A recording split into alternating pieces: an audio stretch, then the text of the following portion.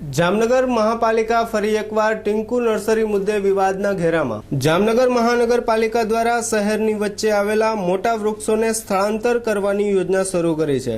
તળાવ બ્યુટિફિકેશનમાં અડચણરૂપ એવા વૃક્ષો, આયુર્વેદિક ઔષધિઓ વગેરેના વૃક્ષોને શહેરની બહાર ખસેડવા માટે લાખોના ખર્ચ કરવા માટેની ટેન્ડરની પ્રક્રિયા હાથ ધરશે, જે મુદ્દે પર્યાવરણ પ્રેમીઓએ હાઈકોર્ટમાં જવાની ચીમકી આપી છે।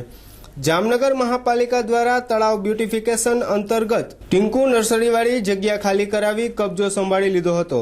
ત્યાં રહેલા વૃક્ષોને આશરે 37 વૃક્ષો હાલ ત્યાં છે અને આ વૃક્ષોને શહેરની બહાર સ્થળાંતર કરવાની સ્ટેન્ડિંગ કમિટીમાં મંજૂરી આપવામાં આવી છે।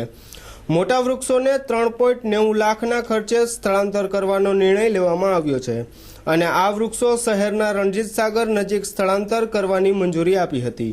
ટિંકુ નર્સરીના સંચાલકનું માનવું છે કે આ પ્રકારના જૂના વૃક્ષોનું સ્થળાંતર શક્ય નથી અને જો કરવામાં આવે તો તેનો નાશ થાય। નર્સરીમાં અલભ્ય વૃક્ષો આવેલા છે જેને જાળવવા હાઈકોર્ટમાં પાલિકાનો હુકમ કર્યો છે અને જો વૃક્ષોનો નાશ થશે તો હાઈકોર્ટના હુકમનો ભંગ બદલ ફરી કોર્ટમાં કેસ દાખલ કરવાની પર્યાવરણ પ્રેમીઓ દ્વારા મહાપાલિકાને ચીમકી ઉચ્ચારી હતી। આ ટિંકુ નર્સરી તળાવની પાર ઉપર 40 વર્ષથી જૂની રોપા ઉછેરીને સમાજને પૂરા પાડવાની પ્રવૃત્તિ કરી રહી છે।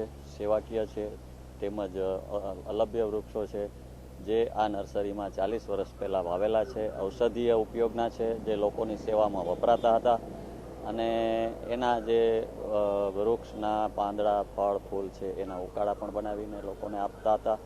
આ નર્સરીમાં કબજે કોર્પોરેશન દ્વારા જગ્યા કબજે લેવામાં આવી છે।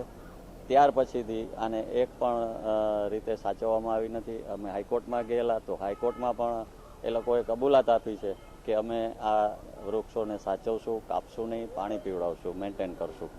હવે 4 દિવસ પહેલાં સ્ટેન્ડિંગ કમિટીએ એવો નિર્ણય કર્યો કે આ નર્સરીના વૃક્ષોને આપણે બીજી જગ્યાએ શિફ્ટ કરવા। હવે 40 વર્ષ જૂના વૃક્ષો ક્યાંય શિફ્ટ થઈ શકે એવો કોઈ દાખલો નથી, કોઈ અભિપ્રાય નથી ને કોઈનો એવો અમને પણ એમ છે કે 40 વર્ષ પછીના વૃક્ષોને જો શિફ્ટ કરવામાં આવશે તો એ મરી જશે, એ જીવશે નહીં।